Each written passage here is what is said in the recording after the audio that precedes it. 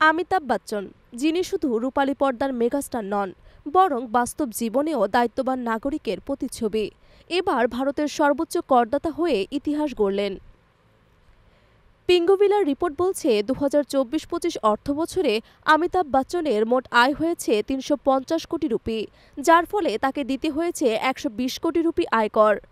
এই বিপুল পরিমাণ কর প্রদান করে তিনি চলতি অর্থবছরের সর্বোচ্চ করদাতার তারকা হয়েছেন।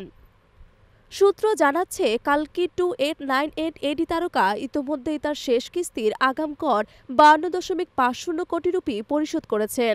গত ১৫ মার্চ ২০২৫-এ এই বিশাল অঙ্কের লেনদেন সম্পন্ন হয়েছে। অমিতাভ শুধু সর্বোচ্চ করদাতা নন, বরং তিনি শাহরুখ খানকে ৩০% পেছনে ফেলে শীর্ষস্থানে পৌঁছেছেন। গত অর্থবছরে তিনি ৭১ কোটি রুপি কর দিয়েছিলেন। এবার সেই অঙ্ক ১ লাফে ৬৯ বেড়ে ১২০ কোটি রুপিতে পৌঁছেছে।